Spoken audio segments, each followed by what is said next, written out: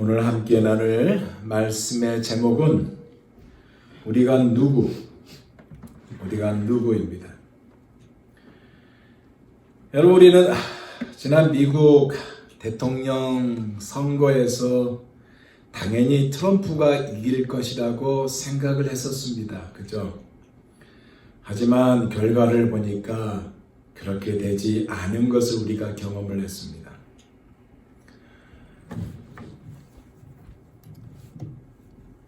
이 결과를 두고 지금까지 의견이 분분하지 않습니까? 이 이야기는 우리가 이 세상에 살고 있기 때문에, 특히 이 미국이라는 나라에 살고 있기 때문에 세상의 나라 일들, 미국의 일이 큰 관심거리가 될 수밖에 없다는 것입니다. 그렇다고 세상 나라만 보고 살면 우리는 세상 사람과 별 차이가 없습니다. 하지만 세상 나라를 넘어서 이 세상을 통치하시는 하나님과 그의 나라를 누리고 사랑하는 자가 되어야 하는 것이 우리 그리스도인입니다. 존 메가드 목사님이요, LA에 있죠. 캘리포니아 그레이스 처치라는 존 메가드 목사님이 그리스도인이 세상 나라를 바라볼 때 가져야 할 중요한 두 가지 관점이 있다고 말씀하셨습니다. 그 첫째가 뭐냐? 이 세상은 하나님이 통치하신다는 것이에요. 그리고 그리스도인은 하나님의 백성이라는 것입니다. 무슨 얘기냐면 세상 나라의 지도자도 중요하겠지만 그 영향력을 너무 확대 해석하지 말자는 것입니다.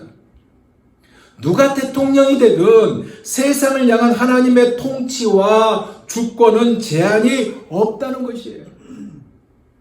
그리고 두 번째는 무슨 말씀을 하셨냐면 세상 나라 일들이 사람에게 큰 영향을 끼치는 것 같아도 하나님 나라에서는 세상 나라를 초월하고, 즉 하나님 나라에는 세상 나라를 초월하고 이 안에서 세상 나라 사람들을 하나님 나라로 구원해내는 것이 교회의 사명이자 우리의 사명이라고 이야기했습니다. 그러기에 그리스도인과 세상과의 관계는요, 세상에 살고 있으나 세상에 속하지 아니한 자가 정답입니다. 이러한 그리스도인을 가리켜서 사도 베드로는 베드로전서 2장 11절에 나그네와 행인이라고 그렇게 명명했습니다. 한마디로 세상에서 살아가고 있는 그리스도인의 정체성이 바로 이것이다라는 얘기예요.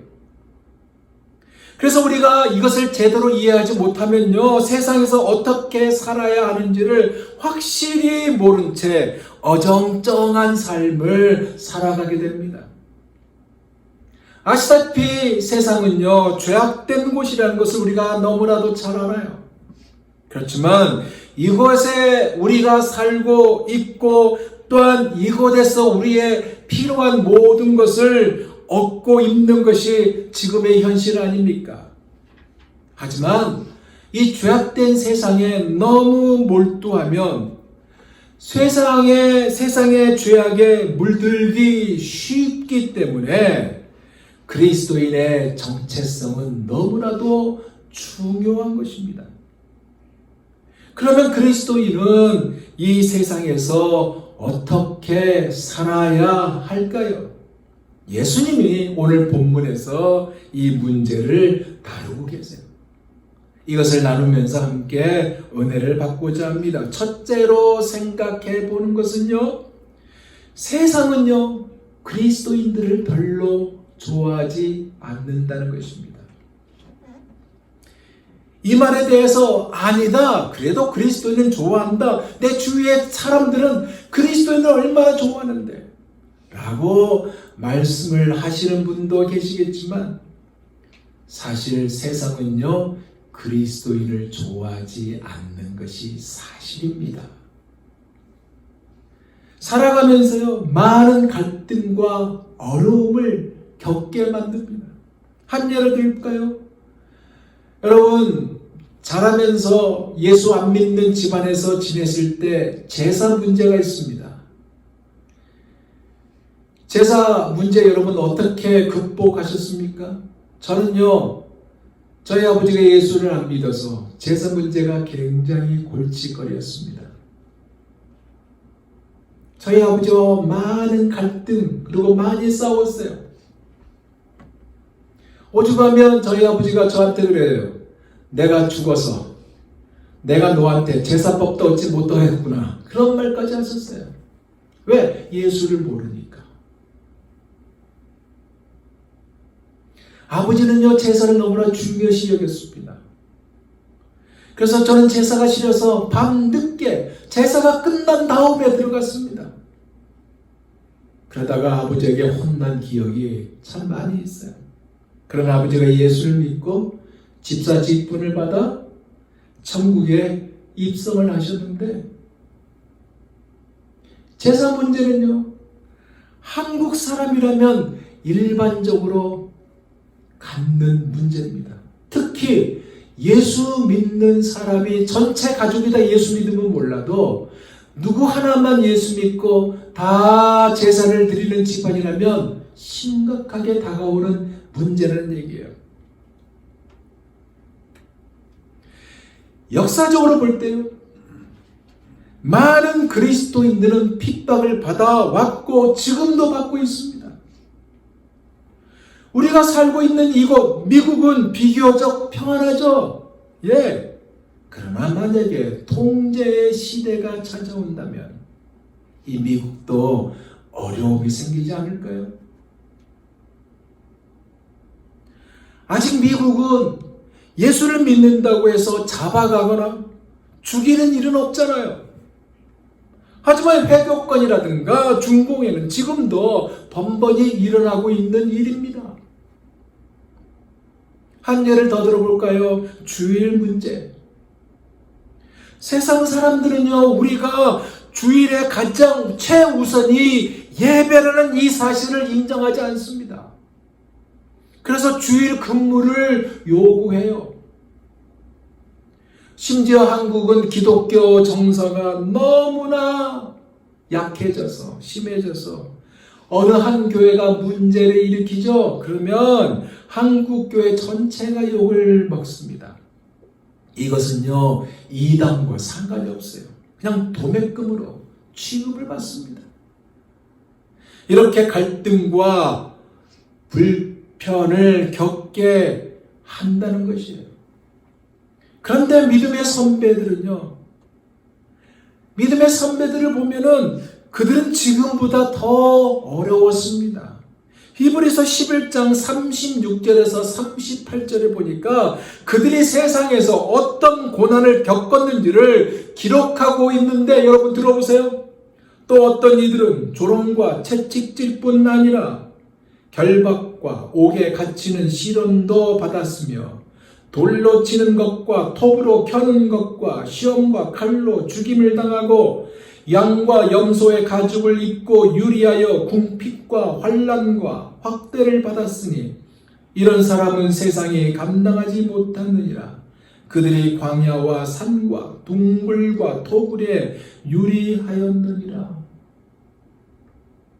이렇게 엄청난 고난을 겪었습니다. 그러면 이 갈등의 원인이 무엇일까요? 오늘 본문 14절에 주님께서 그 원인에 대해서 말씀하고 있어요. 뭐라고 그래요? 내가 아버지의 말씀을 그들에게 주었사오매 세상이 그들을 미워하여 싸우니 이는 내가 세상에 속하지 아니함 같이 그들도 세상에 속하지 아니함으로 인함이니이다. 무슨 얘기냐면요, 우리에게 하나님의 말씀을 들려준 것이 원인이라는 것입니다. 아니, 생각해 보세요. 하나님의 말씀을 들려주셨는데 왜 미워합니까? 세상이 원하는 대로 살지 않게 되었기 때문에 미워하는 것입니다. 하나님의 말씀이 마음에 들어오죠. 그러면 무엇이 생겨요? 말씀대로 살려고 하는 것이 생겨요. 이것은 예전의 모습이 아니잖아요.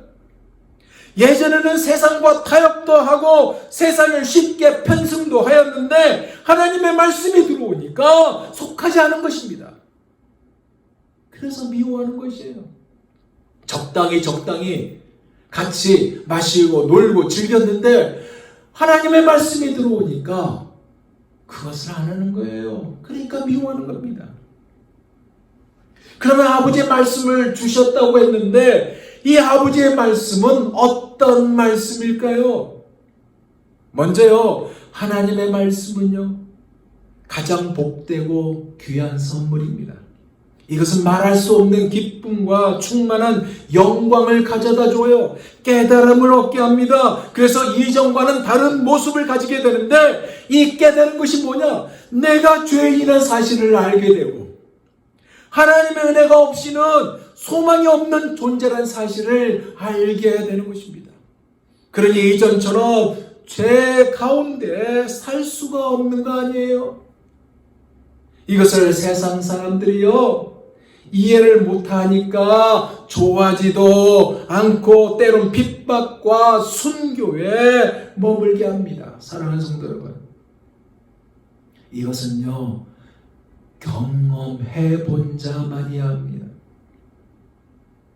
이런 찬송이 있죠. 찬송가 303장 2절 가사에 이런 내용입니다. 예수 안에 있는 우리 한량없이 즐겁고 주 성령의 위로함이 마음속에 차도다. 천국 음악 소리 같은 은혜로운 그 말씀 끊임없이 듣는 우리 어찌 찬양 안 할까? 왜? 말씀이 안에 들어오니까 찬양이 멈추지 않게 돼요. 말씀을 통해 구원을 받게 하고요, 말씀을 통해 하나님의 인도하심을 받게 하며 말씀을 통해 우리에게 찾아오신 하나님을 만나 회복하게 하시는 이 말씀의 안에 있기 때문에 세상으로부터 받는 미움은 당연하다는 얘기입니다. 여러분, 우리가 예수를 믿기 전에 가졌던 이 세상의 존재, 이 세상의 탄생이 무엇이었습니까? 여러분 잘 알 거예요. 빅뱅의 원리, 빅뱅 이론 들어보셨을 거예요. 이게 뭐예요? 이 이론은요, 매우 높은 에너지를 가진 작은 물질과 공간이 약 138억 년 전에 거대한 폭발을 통해서 우주가 되었다고 보는 이론 아닙니까? 그래서 물질과 에너지가 은하계와 은하계 내부의 천체들을 형성하게 되었다는 주장인데, 인간이 하나님의 만드신 방법을 어떻게 할 수 있을까요? 알 수가 없어요. 근데 안다고 이렇게 이 원리를 제공하고 있는 거 아닙니까? 인간이 겨우 생각한다는 것이 물고기가 원숭이가 되고 그 우리의 조상이 원숭이라고 하는 거 아닙니까? 다 무엇이에요? 하나님께서 이 세상을 창조하셨다는 이 사실을 부인한 결과예요.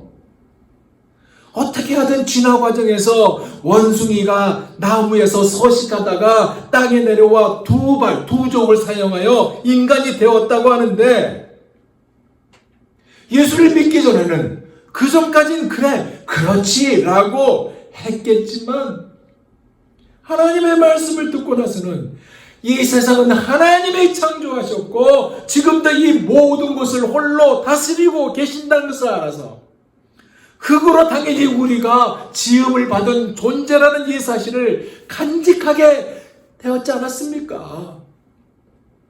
그래서 이 세상의 주인인 하나님의 뜻에 따라 살아가는 것이 의미 있고 가치 있다고 여기게 된 것입니다. 제가요 아주 오래전에 시카고에 있는 웨이팅 칼리지에 방문한 적이 있었습니다. 그때 제가 사랑의 교회에서 사역을 하고 있을 때였어요. 이 칼리지에서 뭐를 했냐면 유학생들이 수련회 하는 이 코스타 있습니다. 코스타. 거기에 강사로 제가 참석한 적이 있었습니다. 참석하고 난 다음에 잠깐 시간을 내서 그 근처에 있는 자연사 박물관을 방문했습니다. 거기에 인류관이라는 그 쪽에 구경하게 되는데요. 거기에 막 곳곳에 붙어 있고 낙서하는 그 낙서 종이들을 봤습니다. 그 낙서를 딱 보니까 뭐라고 써 있냐면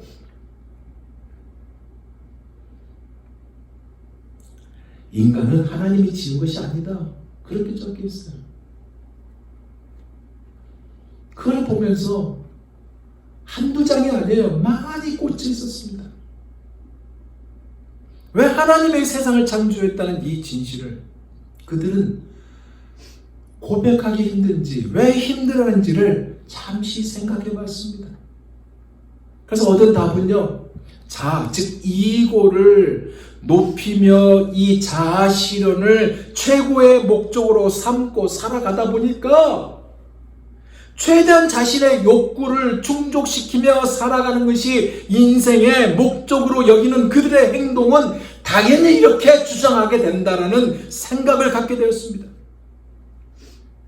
그러니까 그리스도인들이 자기들의 세상을 따라가지 않고 있기 때문에 오직 그분의 뜻을 따라 살아가고 있기 때문에 미워하는 것은 당연하다고 여기게 된 것입니다.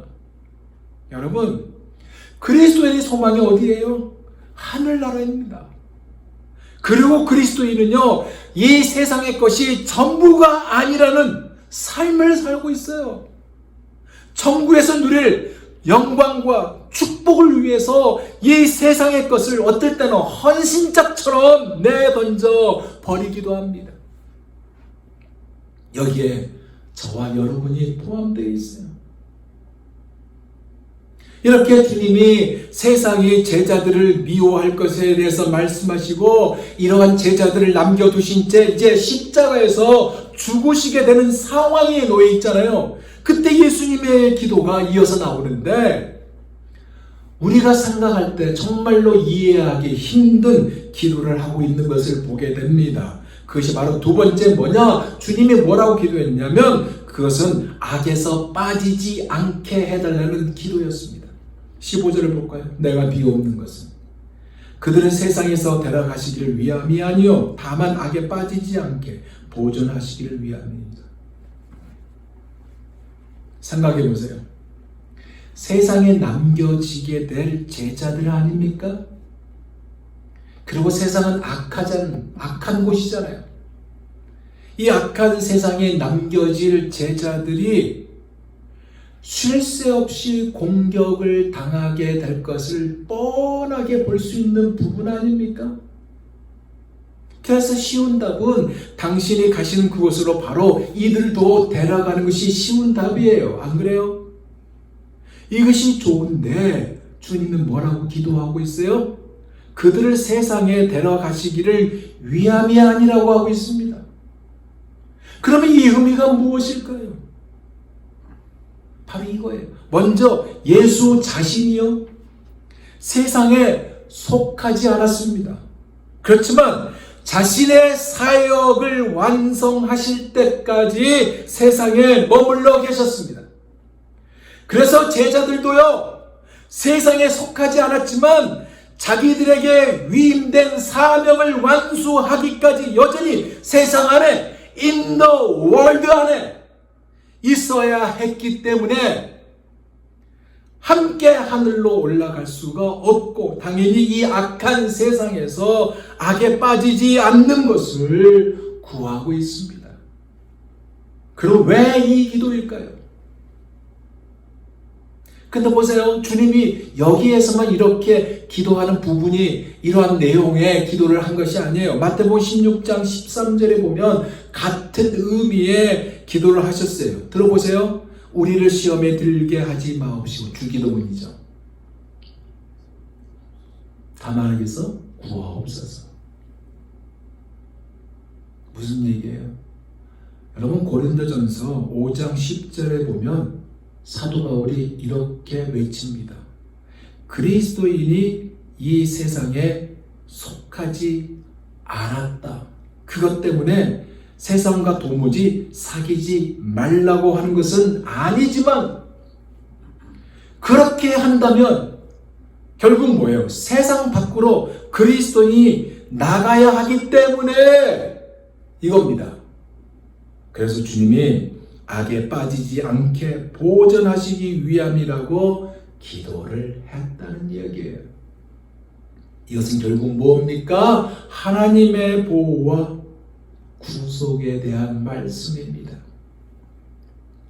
그 예가 뭐겠어요? 악한 자에게 넘어간 가련 유다가 그 예가 될 수 있고요. 또 하나는 이 세상은 실제로 악이 있고 세상 자체가 악하기에 악에 빠지지 않게 보존하시기, 이것이며 하나님 보호 없이는 절대로 이 악한 세상의 공격을 이길 수가 없다는 이 사실 때문에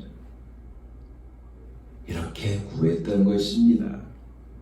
그래서 사도 베드로가 베드로전서 5장 8절에서 9절에 이렇게 부탁하고 있잖아요. 영적으로 깨어서 마귀를 대적해야 된다고 부탁하고 있어요. 들어보세요. 근신하라, 깨어라. 너희 대적 마귀가 우는 사자같이 두루다니며 삼킬 자를 찾나니 너희는 믿음을 굳건하게 하여 그를 대적하라. 이는 세상에 있는 너희 형제들도 동일한 고난을 당한 줄을 압니다.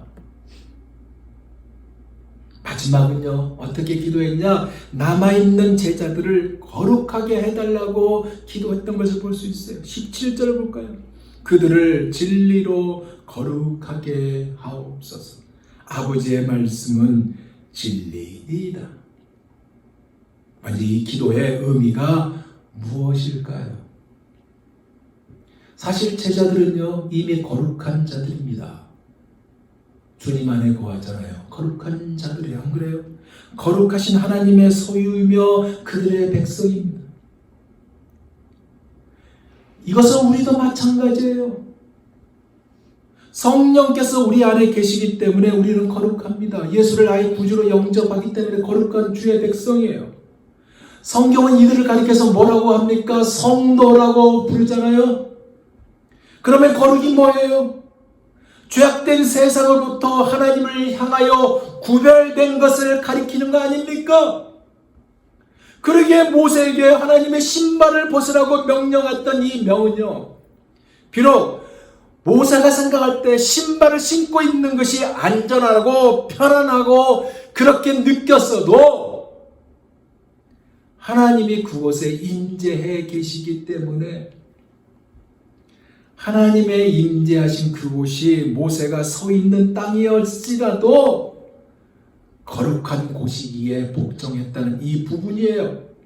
따라서 거룩은요, 하나님은 온전하시기에 온전함이 되기도 한다는 부분입니다. 그리고 거룩은 성도에게 있어서 생명이에요. 왜냐? 거룩을 상실하면 결국 힘도 없어지고 세상을 구원하시는 하나님의 뜻에 쓰임을 받을 수 없기 때문에 그렇습니다. 그런데 이 거룩을 지키기가 여러분 쉽나요? 쉽지 않다는 것이 답입니다. 자칫하면요, 동화까지 되어버려요. 그러면 무엇으로 이 거룩을 지킬 수가 있을까요? 17절 다시 보세요. 그들을 진리로 거룩하게 하옵소서. 아버지의 말씀은 진리입니다. 아버지의 말씀은 진리입니다. 무엇이에요? 오직 하나님의 말씀으로 거룩을 지킨다고 하고 있습니다. 하나님의 말씀인 성경을 늘 기억하며 지키며 살아갈 때 거룩을 지킬 수 있다는 말씀이에요. 바꿔 말하면 죄악된 세상에서 거룩을 지키기 위해서는 진리인 하나님의 말씀이 꼭 필요하다는 것입니다. 왜요? 하나님의 말씀을 들으면 마음이 새로워지고 죄를 범했을 때도 말씀으로 인하여 죄를 깨닫게 되고 회개의 자리로 나가게 되며 용서의 은총으로 말미암아 힘을 얻게 되기 때문에 그렇습니다. 유혹에 직면합니까? 그럼 하나님의 말씀으로 물리치게 되고 시험과 환난으로 넘어지려 할 때 말씀을 들으면서 용기를 얻고 이기면서 거룩을 지킨다는 거예요. 그러기에 주님이 이렇게 기도한 거예요. 전체를 따져본다면 제가 세상에 속하지 않은 것처럼 그들도 세상에 속하지 않았습니다. 그들을 진리로 거룩하게 해 주십시오. 아버지의 말씀은 진리입니다. 아버지께서 저를 세상에 보는 것 같이 저도 그들을 세상에 보냈습니다. 그들을 위해 내 자신을 거룩하게 하는 것은 그들도 진리 안에서 거룩해지도록 하기 위해서입니다. 라고 구했던 것입니다. 진리의 말씀을 통해 깨끗함을 받은 제자들이 진리 안에서 깨끗하게 된 그 신분을 유지하는 삶을 살도록 예수님이 구했다는 거예요.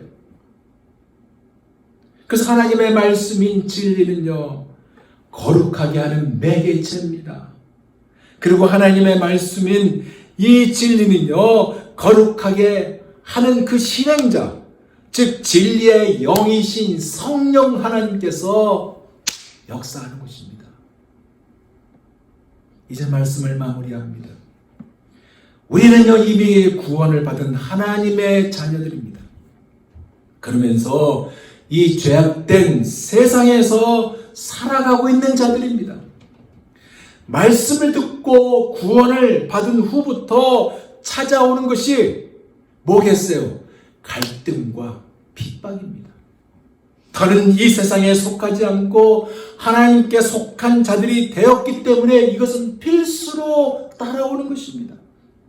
그래서 세상은요, 우리를 미워하고 핍박합니다. 잘못하면 타협하기도 하고 넘어지기가 쉬워요. 그래서 예수님께서는 아직 세상에 남아있는 제자들에게 악에 빠지지 않고 거룩을 지킬 수 있도록 기도하셨고, 지금도 주님은 우리를 위해서 중보하시는데 이렇게 악에 빠지지 않고 거룩을 지킬 수 있도록 기도하고 계십니다. 이 사실을 믿으시기 바랍니다. 우리가 이 세상을 살아가는 동안 가장 중요한 것이 무엇일까요? 세상이 악하고 여전히 약한 세상에서 살아가고 있어도 이 악한 세상에 살고 있는 우리가 악에 빠지지 않는 것이고 하나님의 백성의 거룩함을 지키며 살아가는 것입니다. 갈등과 핍박을 받더라도 굳게 서서 믿음을 지키는 것이고 어디서나 하나님 백성답게 최선을 다하며 사는 것입니다. 그래서 우리가 누구예요? 하나님의 백성이에요. 우리가 누구예요? 왕같은 제사장입니다. 우리가 누구예요? 거룩한 나라입니다. 이러한 모습을 통해 세상이 또 여러분 주위에 있는 사람들이, 세상 사람들이 하나님을 보게 해야 하는 것입니다. 기도하겠습니다.